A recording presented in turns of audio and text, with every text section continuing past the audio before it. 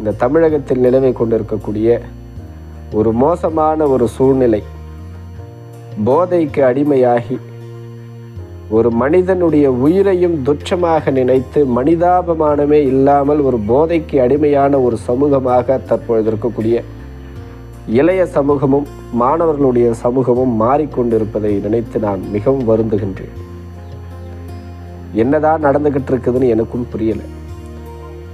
ஒவ்வொரு மாணவனும் தன்னுடைய வாழ்க்கையினுடைய வெற்றிக்காக பேனாவும் நோட்டுகளும் புத்தகங்களும் சுமந்து கொள்ளக்கூடிய கைகளில் கத்தி, போதைப் பொருட்கள், சிகரெட் துண்டுகள்னு தேவையில்லாத பொருட்களை சுமந்துக்கிட்டு இருக்காங்க.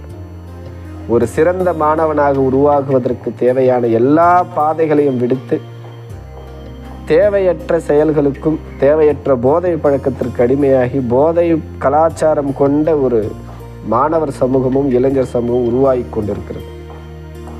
இந்த 2026 ஒவ்வொரு மாணவர்களும், ஒவ்வொரு குழந்தைகளும், ஒவ்வொரு இளைஞர்களும் உறுதிமொழி எடுத்துக்கொள்ள வேண்டும்.